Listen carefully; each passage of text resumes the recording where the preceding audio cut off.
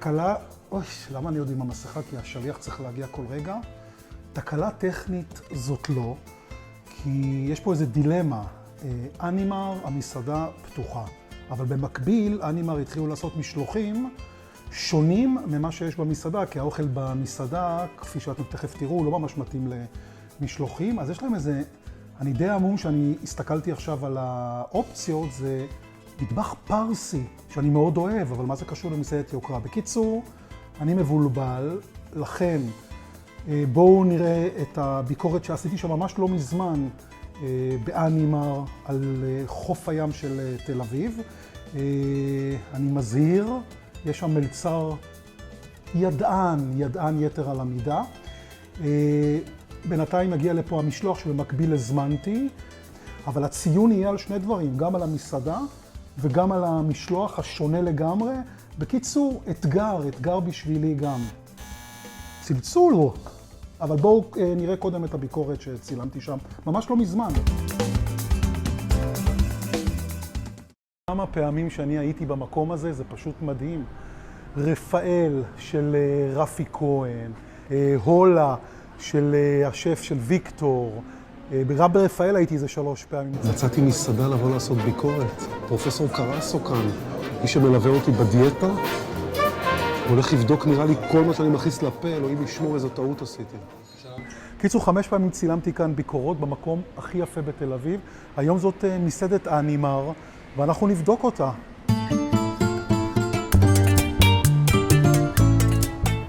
אנימר, שנמצאת בצמוד למלון דן בתל אביב, מתמחה במטבח ים תיכוני, אזורי ועונתי, עם התחייבות לפרודוקטים טריים בעיקר מאזור הים התיכון. בצהריים תקבלו ארוחה מלאה רק במחיר העיקרית, בערב התפריט כולל גם מנות מיוחדות שמשתנות כל הזמן. שלום, תראי, זה נוח לך עם הפלסטיק הזה? זה מתרגלים.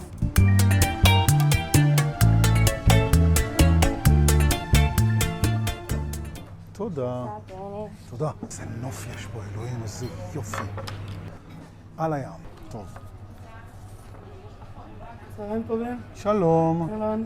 ברוכים הבאים למסעדת אנימר.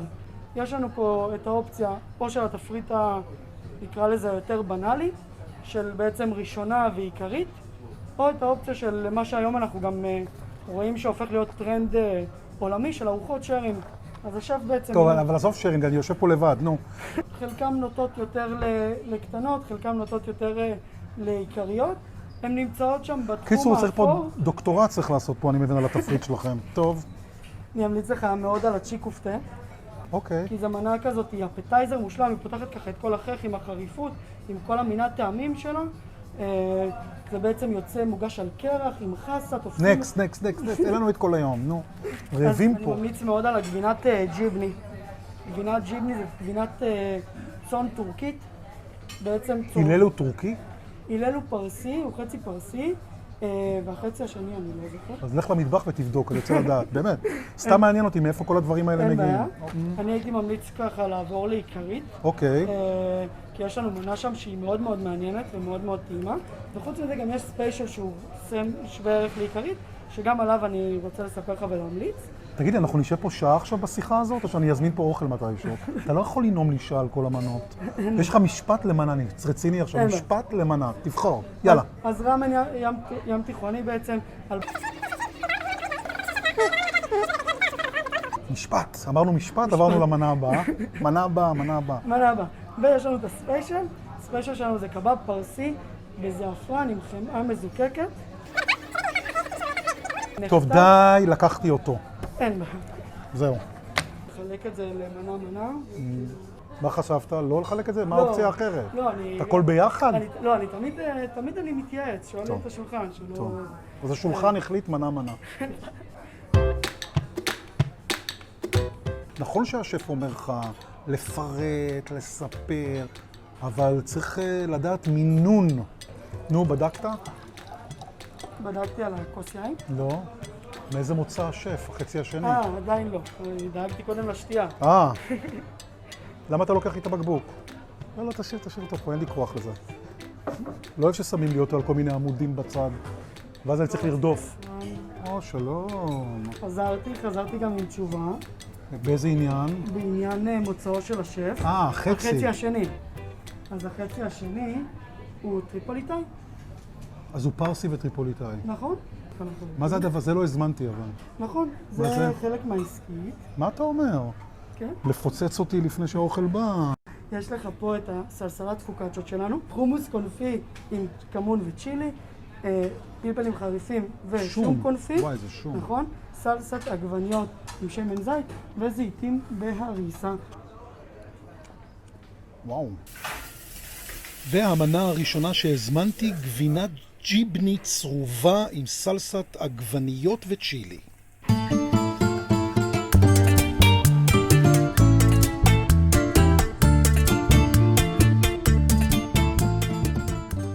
זה מאכל מוזר, כאילו גבינה מותחת, כל מיני תבלינים.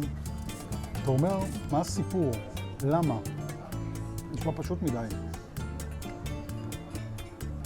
זאת בדיוק ההגדרה שלי למנת ביניים משגעת. ככה צריכה להיות מנת ביניים. משהו שיפתיע אותי שאני לא מכיר, פרודוקטים שאתה חושב שאתה מכיר. שמעו, מנה נהדרת. יש לנו פה הצ'יקוף טטונה שלנו, כן? עם קימצ'י בצד, מומלץ, שף ממליץ מאוד לשים את זה מעט, וכמובן לסחוט את הלימון. ברור שלא נשים את זה מתחת, אתה יודע מה? מה חצי בידו שנשים את זה.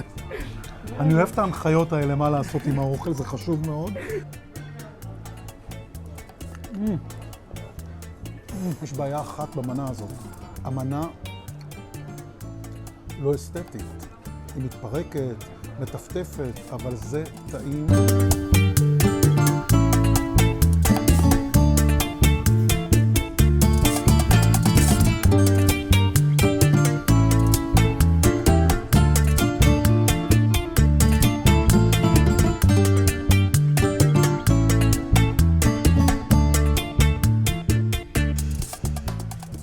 פה את הקבב הפרסי.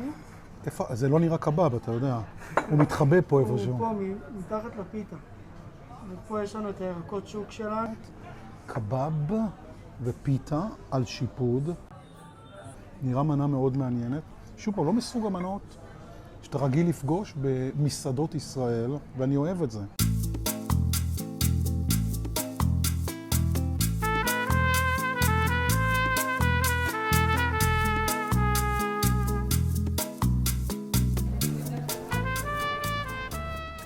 טוב, זה לא באמת פיתה גם, זה בצק רך כזה, שהחום עשה לו רק טוב, בתוכו יש לך בשר מטובל, יש פה יוגורט, יש פה כל כך הרבה טעמים, מנה שאני לא מכיר ממסעדה, זה בכלל לא מנה של מסעדה, לא יודע מה זה.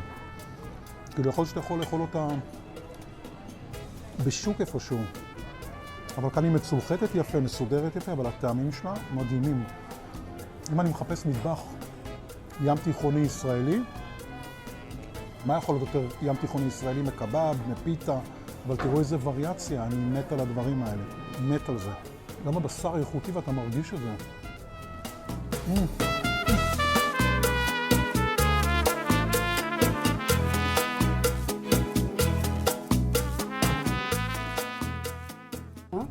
יש לך פה את הבסיסה שלנו. הבסיסה זה בעצם מרק מעלה ביקר עם מי זהר. עם מי? מי זהר. זה בעצם סטייל של מי ורדים. יש שם גרניטה של תמר לך, גלידת מסטיקה, זה בא מעץ אלת המסטיקה, מהשרף של העץ. ויש לנו פה בעצם את הקרמבל בסיסה עצמו. בסיסה זה מנהג יהודי עתיק, שבעצם בכל חג האביב, פסח, היו יהודי לוב מכינים מעין משחה שהיו מושכים בה את בני הבית לסמל להתחדשות ולשנה טובה. אז כמובן כשפתחנו השף שבעצם הקרמבל עצמו עשוי ממרכיבים שהם מאוד לא חינוכיים, אם נקרא לזה ככה. זה עשוי לא, נרדמתי לרגע, אבל תמשיך, הכל בסדר. זה עשוי מזירי כוסברה ושומר ופריקי, חיטה ירוקה. הגלידה עצמה בעצם, הגלידת מסטיקה. אתה לא חושב שהיא נמסה בזמן הדיבור שלנו? אני אתן לך ליהנות ממנה.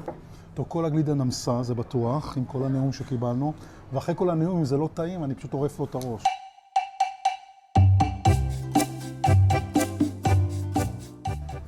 אפשר לדבר עליה 10 שעות, אבל היא נורא טעימה. אם המנות היו לטעמך? עכשיו שואלים? טוב, בוא נראה מה קורה לנו פה. לקחנו הרי מנות לפי גדלים. כן, והמנה הכי קטנה שלנו הייתה הגבינה, 45 שקלים, הצ'י כופתה, 65 שקלים, לקבב העיקרית אנחנו נשלם 108 שקלים, אבל אם תוסיפו את המים, היין, הקוקטייל ששתיתי, הקינוח וכולי, הגעתי ל-300 שקלים. אני תכף מתחיל לצלם את הביקורת של אנימר הביתה, שזה בהמשך לביקורת וואי, זה כבד שעשיתי שם. וזה הולך להיות מעניין. אתם כבר יודעים ומבינים שהציון לאנימר הולך להיות גבוה, אבל מה עם המשלוח שלהם? אני לא יכול לתת ציון עד שאני לא אבדוק גם אותו. משלוח של אוכל ביתי, פרסי. לכן בשבוע הבא אני אתן ציון למשלוח, ואז נעשה ציון משוקלל גם למסעדה, כי אין מה לעשות. אלה ימי קורונה, ולפעמים המשלוחים לא פחות חשובים ממה שקורה במסעדה. שבוע הבא, בחלק השני, הציון המלא.